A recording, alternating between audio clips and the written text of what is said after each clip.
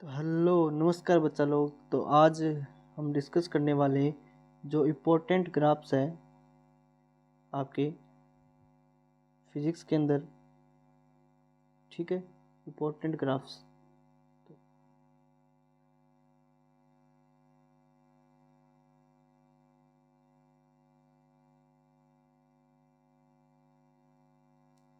Important graphs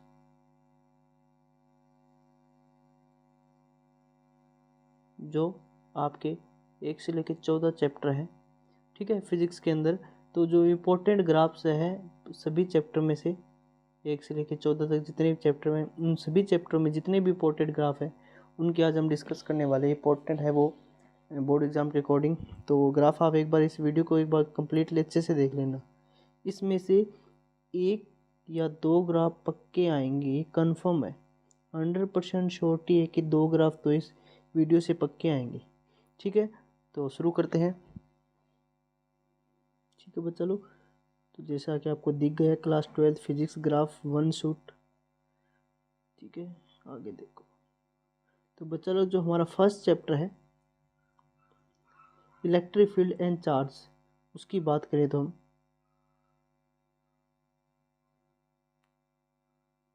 electric field and charge इस chapter में बच्चा लोग आपको पता है कि जो हमारे मेन में इस चैप्टर में के अंदर एक तो इम्पोर्टेंट डेफिनेशन आएगी। ठीक है, एक तो 1 नंबर की इम्पोर्टेंट डेफिनेशन आएगी, वो कंफर्म है। फर्स्ट चैप्टर और सेकंड चैप्टर में से एक एक डेफिनेशन आएगी 1 मार्क्स की, ये कंफर्म है। ठीक है, अब अगर मैं ग्राफ की बात करूं तो इसके अंदर आपको जो इंपॉर्टेंट ग्राफ, जो मैंने इंपॉर्टेंट ग्राफ है वही मैं इसमें बता रखे। पहला जो ग्राफ है वो आपको पता है कि विद्युत द्विध्रुव के कारण अक्ष पर विद्युत क्षेत्र की तीव्रता कितनी होती है, वो ई बराबर क्या होती है 2kp/r³। अब ई का आर के साथ क्या ग्राफ आता है, अभी देखो। सीधी सी बात है, जब भी ई बराबर ई समानुपाती 1/r, जब भी समानुपाती ग्राफ आए यानी व्युत्क्रमानुपाती ई समानुपाती 1/r का जब भी आपको ग्राफ मिले तो ये ग्राफ हमेशा व्युत्क्रमानुपाती आएगा बच्चा लोग, ऐसे थोड़ा इस टाइप में प्रवलाकार। ऑलवेज जब भी व्युत्क्रमानुपाती का ग्राफ आए तो ऑलवेज ये ग्राफ बना देना। अगर कोई भी फिजिकल क्वांटिटी के अंदर व्युत्क्रमानुपाती का संबंध बन रहा है, अगर ये रिलेशन बन रहा है समानुपाती 1/r किसी भी क्वांटिटी के अंदर, तो उसका ग्राफ ऑलवेज बच्चा लोग यहीं आएगा। इस बात को आप ध्यान में रखना। ठीक है, ई समानुपाती 1/r यानी इलेक्ट्रिक फील्ड और आर के बीच में जो ग्राफ बन रहा है वो व्युत्क्रमानुपाती ग्राफ बन रहा है, तो ये बात ध्यान में रखना। और निरक्ष पर विद्युत क्षेत्र की तीव्रता कितनी होती है, ई बराबर kp/r³। ठीक है, तो ये ग्राफ सेम है। अब देखो, अब हम ठोस गोले की बात कर रहे थे, चालक गोले की बात कर रहे थे, विद्युत क्षेत्र की तीव्रता हमने निकाली थी, अलग अलग पॉइंट पे ली थी। जब पॉइंट P बाहर हो, जब पॉइंट उसके सरफेस पे हो, जब पॉइंट उसके अंदर आ जाए, तो 3 कंडीशन ली थी हमने।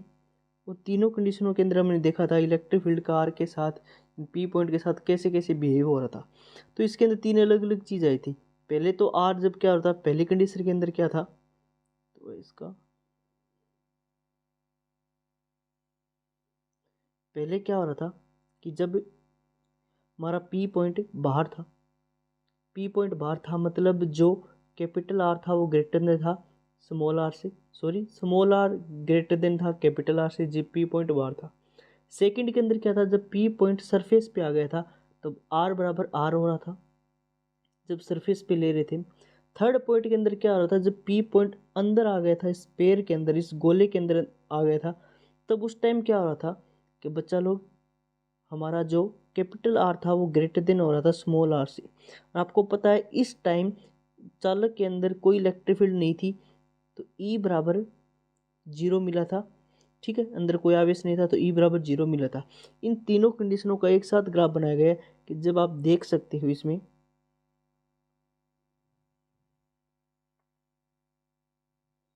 पहले तो ये देखो ई समानुपाती आर अलग अलग डिस्टेंस के लिए बना गया। आपको ये जो पहला पॉइंट दिख रहा होगा ये वाला capital R greater than small R, तो ये आपको ग्राफ दिख रहा होगा। इसमें देखो एक सीधी स्ट्रेट लाइन, ये देखो आर बराबर आर, जब उसमें कोई चेंज नहीं होता, एक सीधी स्ट्रेट लाइन आ रही है। अब आर समान greater than small R greater than capital R, तब इसमें देखो इन्वर्सली का साइन आ रहा है। ठीक है, ये दोनों सेम आएंगे, ये ग्राफ इंपॉर्टेंट है, ध्यान में रखना बच्चा लोग। अगर नेक्स्ट की बात करें तो हम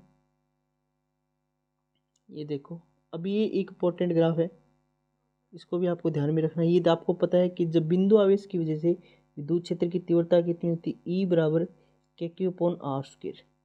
बिंदु आवेश की वजह से विद्युत क्षेत्र की तीव्रता कितनी होती है, ई बराबर के क्यू अपॉन आर स्क्वायर। और बिंदु आवेश की वजह से विद्युत विभव का सूत्र क्या आता है, वी बराबर के क्यू अपॉन आर। तो इन दोनों के लिए मैं आर ई समानुपाती 1/r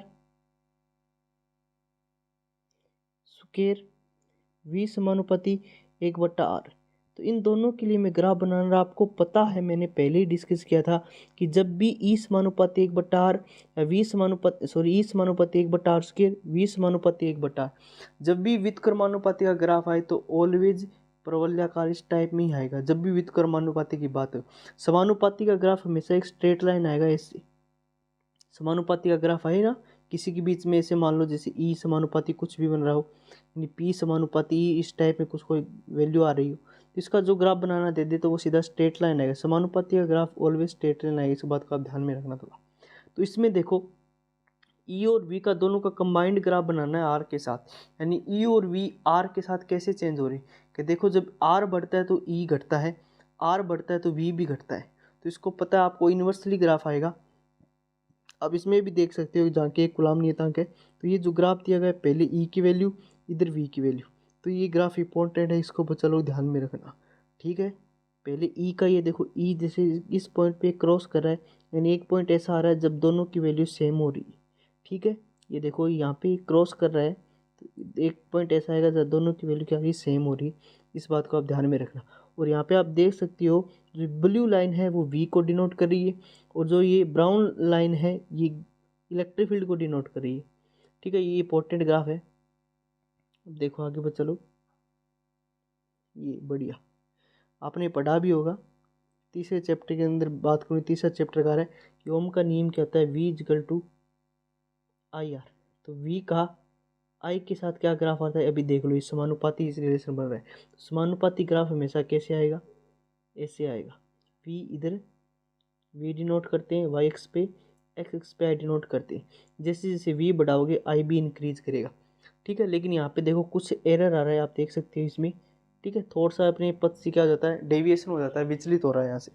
ठीक है, अभी देख रहे हो, आपको पता है जो ओमीय है, ओमीय ओम का जो पालन करती है उस टाइम में दो युक्ति होती है, एक तो होती है ओमीय युक्तियाँ, एक होती है अनोमीय। जो ओमीय युक्ति होती है उनके लिए वी और आई के बीच में ग्राफ स्ट्रेट लाइन आएगा, वी और आई के बीच में ग्राफ क्या आएगा, स्ट्रेट लाइन। अनोमीय युक्तियाँ जो होगी उनके लिए वी और आई के बीच में जो ग्राफ है वो स्ट्रेट लाइन नहीं आएगा।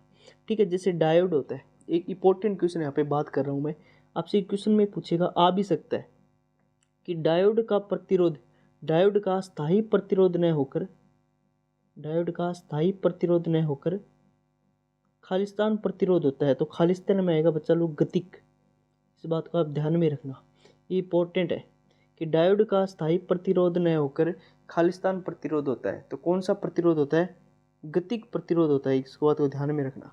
अगर ये स्थायी होता तो वी और आई के बीच में स्ट्रेट लाइन ग्राफ आता, लेकिन अलग अलग वी और आई के लिए इसकी वैल्यू अलग अलग आती है आर की, इसलिए प्रतिबल इसका जो प्रतिरोध होता है वो गतिक मतलब वेरिएबल होता है, ये चेंज होता जाता है। और आप देख सकते हो, आपको 14 चैप्टर में अर्धचालक वाले के अंदर आपने पढ़ा भी होगा इसको।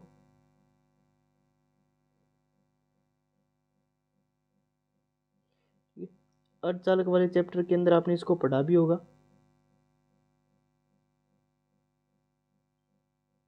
ठीक है, तो इसके अंदर क्या ग्राफ आ रहा है, अनोमीय युक्ति होती है, डायोड ट्रांजिस्टर वगैरह। एग्जाम्पल भी पूछ सकता है कि कोई अनोमीय युक्तियों का एग्जाम्पल लिखो, तो डायोड लिख देना, ट्रांजिस्टर लिख देना वगैरह आप लिख सकते हो। ठीक है, और इसके अंदर आप ग्राफ देख सकते हो कैसे आ रहा है, इस टाइप में इसके अंदर ग्राफ आ रहा है। ये स्थायी प्रतिरोध नहीं होकर गतिक प्रतिरोध होता है। ठीक है बच्चा लोग, अब नेक्स्ट इसको एक बार रहने देते हैं, इसको बाद में करेंगे हम।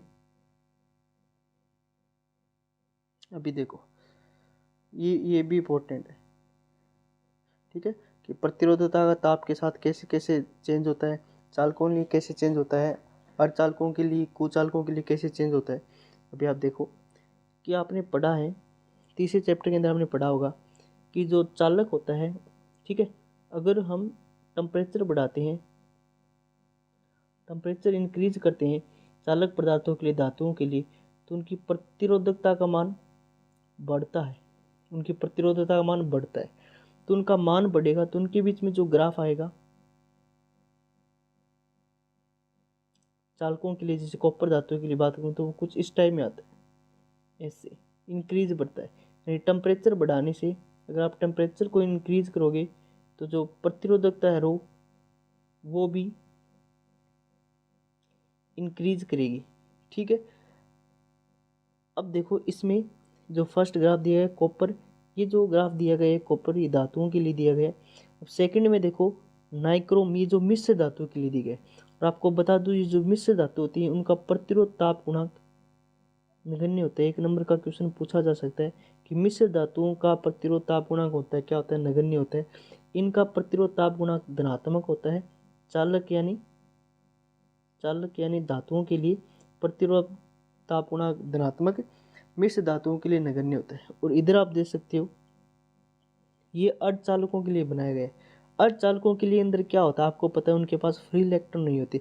अगर हम टेम्परेचर बढ़ाते हैं, ठीक है, तो उनके अंदर फ्री इलेक्ट्रॉनों की संख्या बढ़ती है। तो इलेक्ट्रॉनों की संख्या बढ़ने से इनकी प्रतिरोधकता क्या हो जाती है, कम हो जाती है। टेम्परेचर बढ़ाने से प्रतिरोधकता इनकी घट जाती है, ठीक है, अर्धचालकों की बात करूँ तो इसके अंदर क्या होगा, जो प्रतिरोध ताप गुणांक इनका होता है वो नेगेटिव होता है।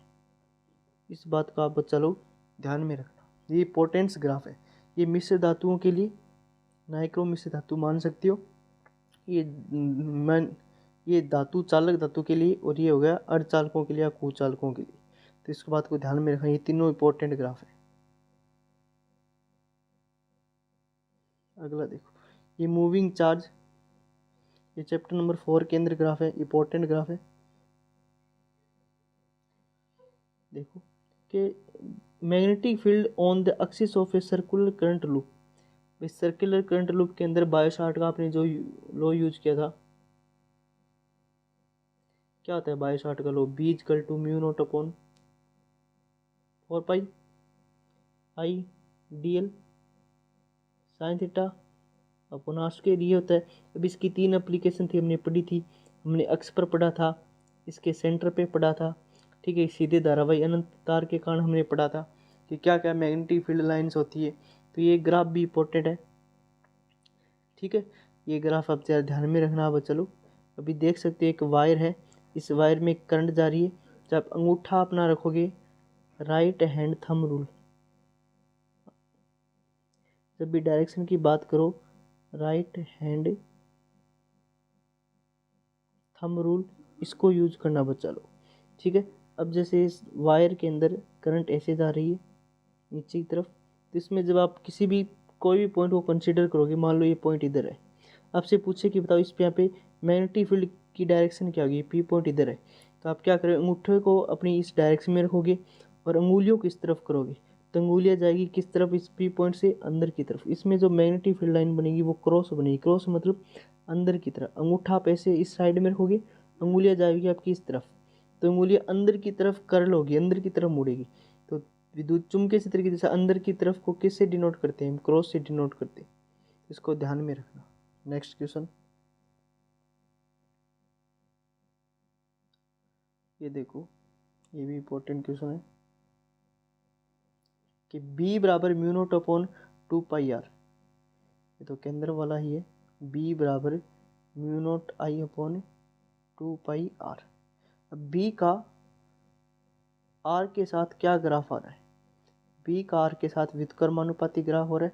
तो आप देख सकते हो कि जब स्टार्ट में आप देख सकते हो ये ग्राफ B का R के साथ इस टाइम में ग्राफ आएगा, व्युत्क्रमानुपाती ग्राफ ऑलवेज आपको बताया कैसे आएगा बच्चा लोग, कैसे आएगा, इसको ज़रा ध्यान में रखना, ठीक है। नेक्स्ट क्वेश्चन, ये देखो, ये डायामैग्नेटिक, ये पैरामैग्नेटिक, ये फेरोमैग्नेटिक, तीनों के लिए जो साई में जो इसका काई है, ठीक है, ये जिसको बोलते हैं चुंबकीय प्रवृत्ति का टेम्परेचर के साथ क्या रिलेशन बन रहा है, इसमें इसकी वैल्यू नेगेटिव होती है। पैरामैग्नेटिक के अंदर चुंबकीय प्रवृत्ति वैल्यू पॉजिटिव होती है। फेरोमैग्नेटिकली जो चुंबकीय प्रवृत्ति होती है वो लार्ज होती है, पॉजिटिव एंड टेम्परेचर पे डिपेंड करती है। ठीक है, लार्ज होगी किस पे, धनात्मक होगी, और किस पे डिपेंड करेगी, टेम्परेचर पर डिपेंड करेगी। इसके अंदर डायरेक्ट समानुपाती संबंध आ रहा है। ठीक है, तो इसका स्ट्रेट लाइन पता ही है। इसके अंदर व्युत्क्रमानुपाती संबंध आ रहा है। ठीक है, क्यूरी नियम आपने पढ़ा ही होगा, 5th चैप्टर की बात चल रही है इसके अंदर। ये ग्राफ भी इंपॉर्टेंट है, ये क्यूरी वाइस नियम हो गया। ठीक है, इसके अंदर ये ग्राफ आ रहा है, ये ग्राफ इंपॉर्टेंट है। इसकी पीडीएफ मैं डिस्क्रिप्शन में डाल दूंगा, वहाँ से आप इसको डाउनलोड कर लेना। नेक्स्ट क्वेश्चन, ये 6th चैप्टर के अंदर। ठीक है, इससे आपने पढ़ा होगा। देखो इसके अंदर सीधी सी बात है भाई कि किसी प्रत्यावर्ती धारा जनित्र को हम किसी मैग्नेटिक फील्ड में रखते हैं। इधर मान लो एन, इधर मान लो एस, कोई आयताकार लूप टाइप में है।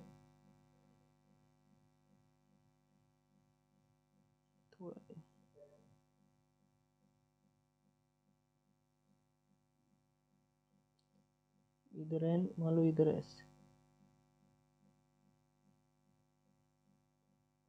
इसके अंदर रखते तो आपको पता है मैग्नेटिक फील्ड एन से एस की तरफ जाएगी। ये मैग्नेटिक फील्ड में राइन में रखेंगे तो इसकी चुंबकीय सतह रेखाओं में परिवर्तन होगा, तो ये क्या करेगा, इसकी वजह से ये रोटेशन करेगा। तो आपको पता है v बराबर हम क्या लिखते हैं, v0 साइन ओमेगा टी। इसके बारे में ज़्यादा डिस्कस नहीं करूँगा, आप लोगों को पहले से पता होना चाहिए। v को किससे रिप्लेस कर सकते हैं, मी से, विद्युत भागबल E बराबर E0 साइन ओमेगा टी। और फ्राइडे का जो सेकंड लॉ होता है वो क्या होता है, E बराबर माइनस डी फाई बटा डी टी। ठीक है, अब D phi by D T, अब E की वैल्यू ये रही। ठीक है, और डी फाई डी टी को इधर भेजोगे तो जब इसका इंटीग्रेशन करोगे तो हमें पता है आपको क्या मिलेगा, साइन का क्या आ जाएगा। ठीक है, कोस ओमेगा टी, ओमेगा इधर बाहर आ जाएगा। ठीक है, ऐसे डी फाई की वैल्यू निकल जाएगी। तो इधर फाई और ई के बीच में आपसे पूछ सकता है कितना फेज डिफरेंस होता है, तो ये 90 डिग्री का फेज डिफरेंस होता है। इंपॉर्टेंट क्वेश्चन कि विद्युत भागबल और जो फाई हमारा है विद्युत फ्लक्स, इनके बीच में कितना फेज डिफरेंस होता है, तो इसमें कितना होता है, 90 डिग्री का फेज डिफरेंस होता है। क्योंकि इसका साइन का इंटीग्रेशन करोगे तो कोस में कन्वर्ट होगा। तो ये आपका जो ग्राफ है साइन का, यहाँ किससे स्टार्ट होता है, 0 से, क्योंकि साइन 0 की वैल्यू क्या होती है, देखो आप इसके अंदर अलग अलग वैल्यू रखोगे। साइन ओमेगा टी, ओमेगा बराबर आपको पता है क्या होता है, 2 पाई बटा टी। टी बराबर 0 रखोगे। ठीक है, तो ये पूरी वैल्यू 0, साइन 0 की वैल्यू क्या होती है 1, साइन 90 की वैल्यू क्या होती है 0। ठीक है, तो इसको आप कंटिन्यू करोगे, यहाँ से ग्राफ स्टार्ट होगा आपका इस टाइप में, यहाँ तक किसी कोई प्रॉब्लम नहीं होनी चाहिए। ठीक है, तो नेक्स्ट क्वेश्चन, ये अल्टरनेटिंग करंट के लिए बच्चा लोग, ये भी इंपॉर्टेंट क्वेश्चन है। इसके अंदर देखना, जब एल सी आप आपने पढ़ा हुआ, जब एसी सोर्स के साथ हम आर को जोड़ते हैं, प्रतिरोध को जोड़ते हैं, संधारित्र को जोड़ते हैं, प्रेरक को जोड़ते हैं, तो करंट और वोल्टा में क्या क्या अंतर आता है, कौन आगे होता है कौन पीछे होता है, वो भी इंपॉर्टेंट है, वो भी आप याद रखना है। इसमें आप देख सकते हो ये ग्राफ इंपॉर्टेंट है। ठीक है, इसमें देखो वोल्टेज हाई है। ठीक है, तो वोल्टेज की वैल्यू, वोल्टेज का ग्राफ ऊपर से जा रहा है। करंट की वैल्यू कुछ कम हो जाएगी क्योंकि रेजिस्टेंस करंट को कुछ कम कर देगा, तो इसकी वैल्यू क्या रही, नीचे हो रही है। ठीक है, उसका मैग्नीट्यूड कम हो रहा है। ये ग्राफ भी इंपॉर्टेंट है। फेजर आर्क इस चैप्टर में मोस्ट इंपॉर्टेंट है, इस बात को आप ज़रा ध्यान में रख लेना। Next question, voltage applied to capacitor only. ठीक है, अब आप देखो कि ऐसी सोर्स के अंदर आप जब ओनली कैपेसिटर को ऐड करते हैं, ऐसी सोर्स के अंदर हम जब क्या जोड़ते हैं, ओनली कैपेसिटर यानी संधारित्र को जोड़ते हैं, तो आपको पता है इसके अंदर जो ग्राफ आएगा ये कुछ इस टाइप में आता है। ये ग्राफ इंपॉर्टेंट है बच्चा लोग। आपको पता है जब कैपेसिटर जोड़ते हैं तब कौन आगे होता है, धारा आगे हो जाती है, कितनी डिग्री, 90 डिग्री। और वोल्टेज क्या हो जाता है, पीछे हो जाता है, कितना डिग्री, 90 डिग्री। तो इसमें देख सकते हो, ये तो है वोल्टेज और ये है धारा। इसमें धारा आगे होगी कितनी डिग्री, 90 डिग्री, और वोल्टेज पीछे होगा कितना डिग्री, 90 डिग्री। तो जब ऐसी सोर्स के अंदर हम संधारित्र जोड़ते हैं तो कौन आगे होता है, धारा कितनी आगे होती है, 90 डिग्री। कौन पीछे होता है, वोल्टेज। इस बात को ध्यान में रखना, ये भी पूछा सकता है डायरेक्ट। ये रेजोनेंस अनुनाद वाला, ठीक है, इसमें नाद के बारे में पूछ सकते हैं, भी नाद क्या होता है, ठीक है, क्यों हमारा विशेषता गुणांक होता है, ये भी इंपॉर्टेंट है। ये ग्राफ भी इंपॉर्टेंट है, इसको ज़रा पढ़ के जाना आप ज़रूर। ये इलेक्ट्रोमैग्नेटिक वेव के बारे में दिया गया, आपको पता है ई, ठीक है, और बी एक दूसरे के परपेंडिकुलर वाइब्रेशन करते हैं। इनके बीच में जो फेज डिफरेंस होता है वो 90 डिग्री होता है, यानी फेज डिफरेंस बोले तो कलांतर, ठीक है, एक दूसरे के परपेंडिकुलर मौसम में चलते हैं, इसको आप ध्यान में रखना। और जो विद्युत चुम्बकीय तरंगें होती है वो अनुप्रस्थ प्रकृति की होती है, ये भी ध्यान में रखना। इस चैप्टर से आपसे ये भी पूछा सकता है कि विद्युत चुम्बकीय तरंगों का सर्वप्रथम प्रायोगिक अध्ययन किसने किया था। तो ये प्रायोगिक अध्ययन जो किया था वो हर्ट्ज ने किया था, आप ध्यान में रखना। विद्युत चुम्बकीय तरंगों का सर्वप्रथम प्रायोगिक अध्ययन किसने किया था, हर्ट्ज ने किया था, इसको भी ध्यान में रखना। ये रे ऑप्टिक्स में अगर प्रिज्म का है, ठीक है, कि जब न्यूनतम विचलन की स्थिति होती है तो कोण आई किसके इक्वल होता है, कोण ई की, यानी आपतन कोण निर्गत कोण के बराबर होता है। और जो विचलन है वो क्या हो जाता है, मिनिमम हो जाता है। न्यूनतम विचलन की कंडीशन में तो मिनिमम हो गई, तो आई किसके बराबर हो, आई के। तो इसके अंदर विचलन कोण और आई के बीच में क्या ग्राफ आता है, एक पॉइंट ऐसा आएगा यहाँ पे, ये दोनों जो दिखाएगा इस पॉइंट पे कि जब एंगल 40 और 60 के बीच में आ रहा है, ठीक है, कौन सा एंगल, आपतन कोण, और तो उस टाइम डेविएशन एंगल यानी विचलन कोण का मान 40 डिग्री हो जाता है, और इस टाइम ये दोनों क्या आते हैं, इक्वल होते हैं। इसको बात आपको ध्यान में रखना, ये भी इंपॉर्टेंट ग्राफ है, प्रिज्म से रिलेटेड है। प्रिज्म से अपवर्तन सूत्र भी इंपॉर्टेंट है रे ऑप्टिक्स के अंदर।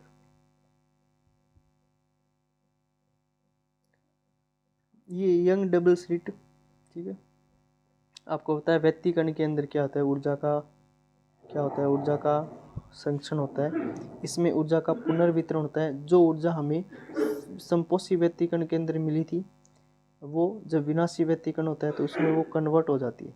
तो ऊर्जा को नया नष्ट किया जा सकता नहीं, उत्सर्जन, उसको एक रूप से दूसरे रूप में। तो कहीं हमें डार्क फ्रिंज मिली थी, कहीं हमें ब्राइट फ्रिंज मिली थी। तो जो एनर्जी ब्राइट फ्रिंज में मिल रही थी वही एनर्जी जाके किस में, डार्क फ्रिंज में हो गई, और वो एनर्जी का कंजर्वेशन होता है। इसमें क्या हो रहा है, ये देखो इंटेंसिटी सेम आ रही है। तो ये भी ग्राफ इंपॉर्टेंट है व्यतिकरण के लिए, यंग डबल स्लिट के लिए, ठीक है, क्योंकि उन सभी की इंटेंसिटी एक समान थी। और विवर्तन में तो थोड़ा डिफरेंट हो जाएगा, इंटेंसिटी समान नहीं हुई उसके अंदर, तीव्रता। ये देखो विवर्तन के अंदर क्या हो रहा है, विवर्तन के अंदर क्या था, यहाँ पे एक लेंस था, यहाँ पे हमारा सोर्स था। अब इस क्या हो गया, सोर्स से थोड़ा इसको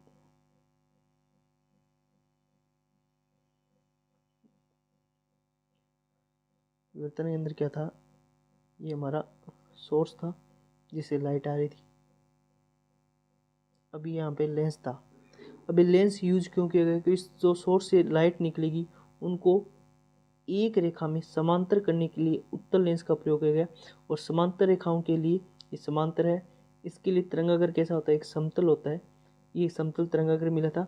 अब इसके आगे एक स्लिट लगाई गई थी, ठीक है, जिसका आकार बहुत छोटा था। अब यहाँ से बहुत सारी निकली थी। अब यहाँ पे एक पर्दा था, ठीक है, यहाँ पे भी एक लेंस लगाया गया था। अब ये क्या होता है, इससे निकल के यहाँ पे तो आपको पता है सेंट्रल ब्राइट मिल रहा था, यहाँ से रे ऐसे जा रही थी, एक ऐसे जा रही थी, एक ऐसे जा रही थी। तो इसमें हमें ग्राफ देखा गया था, यहाँ पे क्या रहा था, ये इतना इसके अंदर पथांतर आ रहा था, ठीक है, और क्या यहाँ पे क्या हो रहा था, इसके अंदर आपको पता है जहाँ संपोषी हो रहा था इसमें वहाँ विनोशी मिल रहा था। विवर्तन के अंदर क्या हो रहा था, जहाँ संपोषी हो रहा था वहाँ विनाशी मिल रहा था, वहाँ क्या मिल रहा था, विनाशी। ये जस्ट अपोजिट हो रहा था व्यतिकरण का, जहाँ संपोषी हो रहा था वहाँ विनाशी, जहाँ विनाशी हो रहा था वहाँ संपोषी। इस बात को आप ध्यान में रखना जरा बच्चों। और इंटेंसिटी इसमें धीरे धीरे धीरे धीरे, पहले एकदम ब्राइट था, फिर धीरे और कम, फिर और कम, ऐसे करके इंटेंसिटी इसमें कम हो रही थी। तो इसमें देख सकते हो पहले इंटेंसिटी बढ़ रही बढ़ रही बढ़ रही और बढ़ रही और बढ़ रही, फिर वापस कम हो रही कम हो रही कम हो रही। तो ये ग्राफ भी इंपॉर्टेंट है विवर्तन का, ध्यान में रखना इसको। ये ड्यूल नेचर ऑफ रेडिएशन, इस चैप्टर्स में तो एक ग्राफ पक्का आएगा, एक ग्राफ तो आने की संभावना है इस चैप्टर से। तो पहले देखो प्रकाश विद्युत धारा और आपतित प्रकाश की तीव्रता के मध्य ग्राफ, कि जैसे जैसे हम पहले शॉर्टकट की बात कर रहा हूँ, आपको ज़्यादा डिस्कस नहीं करेंगे यहाँ पे, कि जैसे जैसे हम क्या करते हैं इंटेंसिटी बढ़ाते हैं, ठीक है, लाइट की इंटेंसिटी बढ़ाते हैं तो प्रकाश विद्युत धारा का मान भी बढ़ता है, ठीक है। तो इसमें जो क्या है, जैसे जैसे इंटेंसिटी बढ़ाएंगे तो प्रकाश विद्युत धारा का मान भी बढ़ेगा। इसका मतलब है कि इसको एक चीज़ को बढ़ाने से दूसरी चीज़ भी बढ़ रही है, तो इनके बीच में जो वक्र आ रहा है वो क्या है, समानुपाती आ रहा है। तो समानुपाती के लिए वक्र के साथ है स्ट्रेट लाइन आता है, ये बता दिया आप लोगों को कि जैसे जैसे प्रकाश विद्युत इंटेंसिटी बढ़ाएंगे, ठीक है, प्रकाश विद्युत धारा का मान भी बढ़ेगा। ये इंपॉर्टेंट ग्राफ। फिर आता है इसके अंदर ये ग्राफ, ठीक है, विभवांतर के प्रभाव के अंदर हम बात करते हैं। इसके अंदर क्या होगा, देखो कि इसके अंदर जो प्रकाश डाला गया है उसकी तीव्रता तो डिफरेंट है। इसके अंदर निरोधी विभव एक डेफिनेशन पक्की आएगी, कार्यफलन, दैलीय आवर्ती, प्रकाश विद्युत धारा, प्रकाश विद्युत प्रभाव, ठीक है, इसमें से एक डेफिनेशन पक्की आएगी, याद कर लेना कि इसमें अलग अलग तीव्रता दी गई है, पहले I1 I2 I3, और आपको पता है निरोधी विभव, ठीक है, वो किस पे डिपेंड करता है, आपतित प्रकाश की आवर्ती पर डिपेंड करता है। किस पे डिपेंड करता है, तो निरोधी विभव तो इसमें चेंज नहीं होगा, क्योंकि इसमें सिर्फ क्या चेंज हो रही है, मान लो इसके अंदर जो एक्सपेरिमेंट में लिया गया था वो सोर्स, तो जैसे मान लो बल्ब है, उसकी इंटेंसिटी चेंज की गई, पहले 50 वोट का, फिर मान लो 100 वोट का, फिर मान लो 150 वोट का, लेकिन उसकी तीव्रता सेम है, यानी जो बल्ब लिया गया है, सॉरी आवर्ती सेम है उसकी, और जो बल्ब लिया गया मान लो वो येलो कलर का है, ऐसे ही समझ लो, समझाने के लिए मान लो वो येलो कलर का है,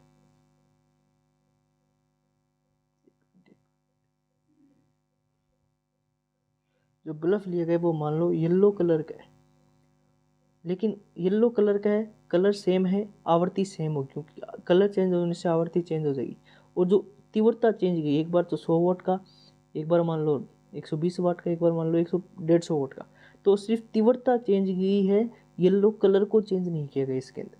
तो आवर्ती सेम है, आवर्ती सेम होने से निरोधी विभव इसमें सेम मिल रहा है। तो ये ग्राफ इंपॉर्टेंट है कि तीव्रता चेंज होने से निरोधी विभव चेंज नहीं होगा, क्योंकि निरोधी विभव आवर्ती पर डिपेंड करता है, तीव्रता पर नहीं। ये ग्राफ भी इंपॉर्टेंट है, ध्यान में रखना इसको। इसमें निरोधी विभव की डेफिनेशन इंपॉर्टेंट है कि एनोड प्लेट का वह निश्चित ऋण विभव जिस पर प्रकाश विद्युत धारा का मान शून्य हो जाए निरोधी विभव कहलाता है। कार्यफलन क्या होता है, किसी धातु की सतह से इलेक्ट्रॉन को बाहर निकालने के लिए जो मिनिमम एनर्जी चाहिए वो क्या होती है, कार्यफलन होता है। अब इसके अंदर देखो, इसके अंदर तीव्रता तो सेम रखी गई, आई सेम, लेकिन जो बल्ब है पहले तो येलो कलर का यूज किया गया, फिर मान लो ग्रीन कलर का, मान लो ऐसे, फिर मान लो ब्लू कलर का, क्या कर दिया गया, उसकी कलर को चेंज कर दिया गया, यानी आवृत्ति को चेंज कर दिया। आवृत्ति को चेंज करने से निरोधी विभव भी क्या हो गया, चेंज, यानी अलग अलग आवृत्ति के लिए निरोधी विभव अलग अलग होगा, क्योंकि निरोधी विभव किस पर डिपेंड करता है, आवृत्ति पर डिपेंड करता है। तो इस बात को ध्यान में रखना, ये ग्राफ भी इंपॉर्टेंट है। आगे देखो, ये निरोधी विभव व आवर्ती के मध्य वक्र, ये ग्राफ भी इंपॉर्टेंट है बच्चा लोग। निरोधी विभव एंड आवर्ती के, जैसे निरोधी विभव बताते हैं, आपको बताया आवर्ती पर डिपेंड करता है, ये समानुपाती होता है, अगर आवर्ती चेंज करोगे निरोधी विभव भी चेंज हो जाएगा। तो इसमें ये ग्राफ इंपॉर्टेंट आता है। इसमें आपसे ये पूछेगा किसकी कार्यफलन अधिकतम है, किसकी दैलीय तरंग दैर्ध्य अधिकतम है। तो इसमें जो कार्यफलन किसका अधिकतम है, जिसकी आवृत्ति जितनी ज़्यादा, फाई बराबर क्या होता है, एच न्यू नोट होता है, या न्यू नोट क्या होता है, दैलीय आवृत्ति, जिसका फाई नोट जितना, म्यू नोट जितना ज़्यादा उसका फाई उतना ज़्यादा। तो इसमें न्यू नोट किसका ज़्यादा है, इसका ज़्यादा है, तो इसका फाई भी ज़्यादा होगा। तो सेकंड का कार्यफलन ज़्यादा होगा, फर्स्ट का दैलीय तरंग दैर्ध्य ज़्यादा होगी। तो ये ग्राफ भी इंपॉर्टेंट है।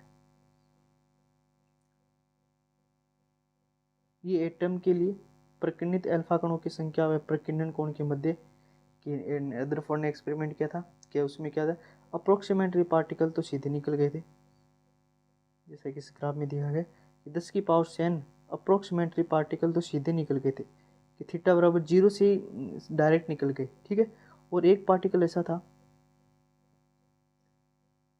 8000 में से कि वो 180 डिग्री पर विक्षेपित हो गया, आप देख सकते हैं इस पार्टिकल को।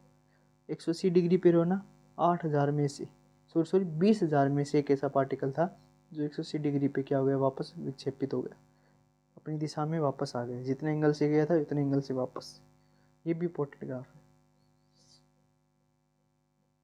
फिर ये तो आ ही गया, ठीक है। जब इलेक्ट्रॉन हायर एनर्जी सेल से लोअर एनर्जी सेल में आता है, उसकी एनर्जी क्या होती है। फर्स्ट सेल में क्या होती है, -13.6। इसमें बोर मॉडल की तीनों परिकल्पनाएं पढ़ जाना, संघट प्राचर, निकटतम पहुंच की दूरी, वो भी पढ़ के जाना है। ये पोटेंशियल एनर्जी के बीच में ग्राफ है। क्या आपको पता है पोटेंशियल एनर्जी हुआ, एक सपोज कर लो आपके पास स्प्रिंग है, ठीक है, ये स्प्रिंग है। अब आप स्प्रिंग को क्या कर रहे हो, इसे खींच रहे हो इस टाइप से। जब आपको खींचोगे तो स्प्रिंग क्या करेगा, पास आने का वर्क करेगा। आप स्प्रिंग की इस तरफ फोर्स लगा रहे हो, जैसे स्प्रिंग को आप इस तरफ पुल करोगे, फोर्स लगाओगे, तो स्प्रिंग क्या ट्राई करेगा, वापस इस दिशा में जाने का ट्राई करेगा, मतलब उनके बीच में आकर्षण बल लगेगा। और जैसे ही आप स्प्रिंग को इस तरफ फोर्स लगाओगे, इस तरफ कंप्रेस करना ट्राई करोगे, तो स्प्रिंग क्या करेगा, इस तरफ जाने की ट्राई करेगा, यानी वो प्रतिकर्षित लगाएगा। कि जैसे जैसे डिस्टेंस बढ़ाते हो तो उनके बीच में आकर्षण बल बढ़ता है, और जैसे जैसे डिस्टेंस कम करते हो उनके बीच में प्रतिकर्षण बल बढ़ता है। तो यही ग्राफ इसके अंदर दिया गया है। आपने डिस्टेंस बढ़ाया तो आकर्षण बल बढ़ा, डिस्टेंस जैसे जैसे कम की प्रतिकर्षण बल बढ़ने लगे। ये भी इंपॉर्टेंट ग्राफ है। ये एनर्जी बैंड सेमीकंडक्टर के अंदर, ठीक है। कंडक्शन बैंड, चालन बैंड कहते हैं, वैलेंसी बैंड,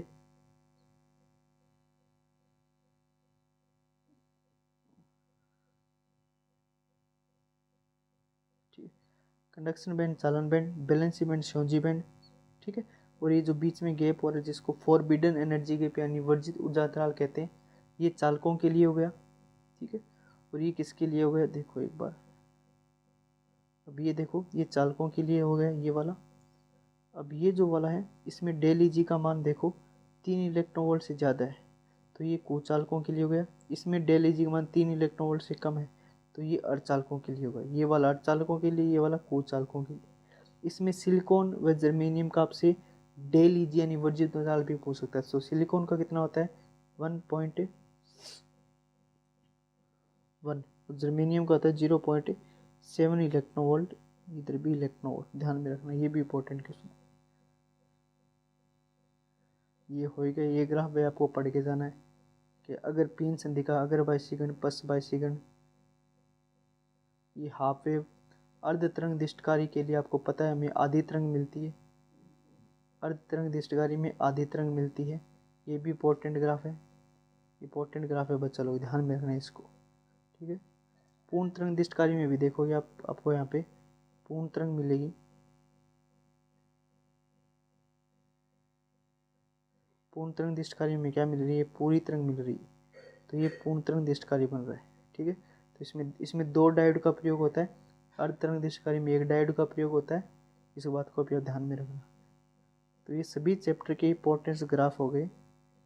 तो बच्चा लोग आपका एग्ज़ाम है 20 मार्च को, तो उसके लिए आप सभी को बेस्ट ऑफ लक। एग्ज़ाम में फोड़ के आना है, बस आपको अपना बेस्ट देना है, रिजल्ट के बारे में ज़्यादा नहीं सोचना, गिव योर ऑलवेज बेस्ट, ठीक है बच्चा लोग। Okay, thank you.